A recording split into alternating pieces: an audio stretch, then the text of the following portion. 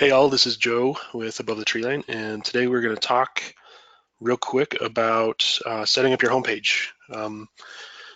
Because so many people use Edelweiss in so many different ways, we made it super customizable so you can have your homepage look as clean or as busy as you like and have as many tools available right up front as you like. Most of the stuff that is available to add to your homepage is also available through these various pages here.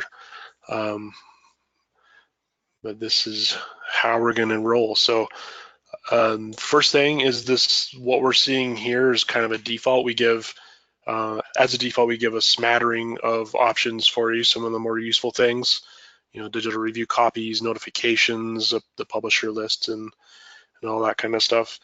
May work great for you or may not. If you don't want a certain widget to be available or to be visible to you at all, you can come up and just, when you hover over, you'll see some tools that pop over, and you click the X and it'll remove it. Or if you click this refresh thing here, it'll actually give you all the widget options to choose from. So again, to remove one, just go like so. If you want to move stuff around, you can grab this little grid here, move stuff up, kind of move it wherever suits you the best.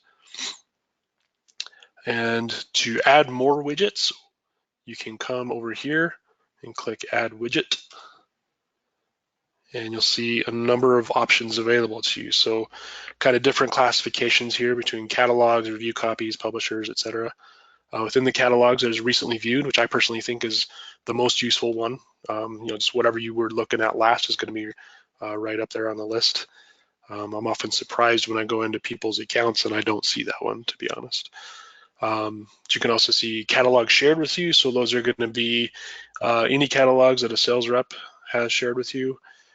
Catalogs with new titles means you can subscribe to a catalog, and when a publisher drops in more titles into that catalog, you'll get a little alert right there on your homepage. Any catalogs you've bookmarked, etc. I'm going to pop over into review copies real quick. This is kind of nice. So you can see all available review copies kind of just in a little widget. You can also see your requests. So any digital review copy that you've actually requested, you'll see a little alert there. And I don't think I have any on this account here. But you can go ahead and change that. Let's show me all the review copies I can download right now.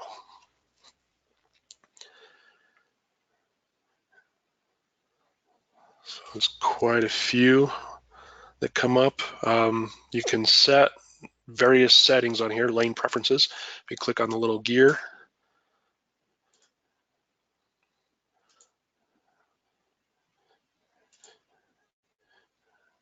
and then you can add and remove various widgets.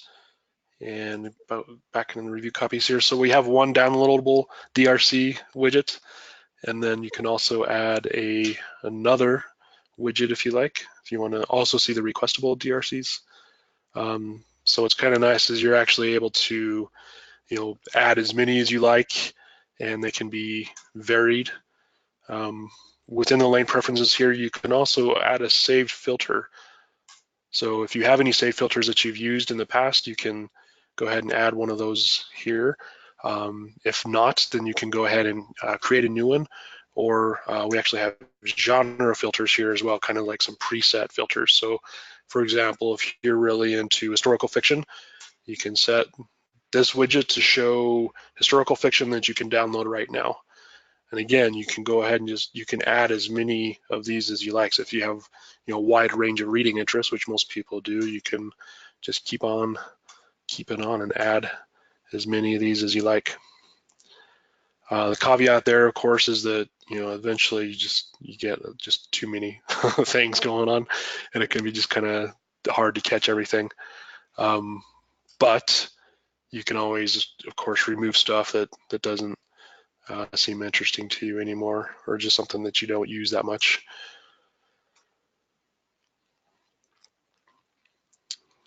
So that's how to add and remove multiple widgets here. I'm going to kind of quickly run through some of your options. The catalogs one we talked about a little bit, lots of different options in there. The notifications is a great one. It's a way for you to see, when a markup has been shared with you, or when an order has been shared with you, or something has been shared with one of your colleagues and that sort of thing. The review copies, again, multiple options in there. Publishers, you can see either a list of publishers or publisher search, and save filters is exactly that. You'll see kind of a breakdown of your various save filters that you have already set. You can have as many or as few of these as you like. A lot of them, of course, like if you just have a filter for kids, looking at a ton of titles there. But like fiction that comes out next week, 253, that could be a cool list to check out. And again, you can add save filters up here and make those as easy or as complex as you like. Title lists, you can see tags. Actually, this is where you're able to see not only your tags, but your organization's tags, and then any tags that publishers have included in their markups for you. And then also there are your shelves. So you can add titles to shelves. You can designate them as titles that you're anticipating, highly anticipating, currently reading, etc. So you can, if you have a highly anticipating shelf, you can, kind of, when you come across a title that looks interesting, you can add it to that shelf, and then you have a little indicator there reminding you that there's some titles that you're excited about, and a good way to keep track of those. And then reviews, of course, you can see reviews from people that you've made friends with here on the site, as well as colleagues. So colleague reviews are going to be anybody associated with your organization, so your store. And you'll be able to see reviews from your coworkers, which is always nice, especially as a buyer, seeing titles that your colleagues are interested in and excited about can only be a good thing. And then you can see your active orders or your completed orders. Generally, an active order list is going to be the most useful, so you can keep track of the stuff that you're working on now. Buzz, just a lot of different lists in there for you. Just titles that are kind of getting a lot of play, whether from shelf activity or review activity on the site on Edelweiss. And the people, you can kind of get a little widget showing your friends, colleagues, or people who are in your communities that you've connected with.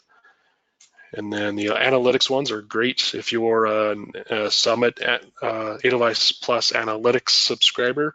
Then you'll be able to see a widget for the shelf report or most popular titles, or probably the most useful one is popular titles you don't have. And then the top not yet released titles is going to be those titles that are getting a lot of pre-order action from your book selling colleagues. One thing here, within this popular titles you don't have, you can switch this lane preferences. You can look at a particular market. You can also look at a particular save filter. So if you only want to see literary fiction titles that you don't have or something like that, you can do that. And then you can switch, if you have multiple locations, you can switch between those locations here and look at a time frame. So titles that have been popular within the last 3 months or within the last current month.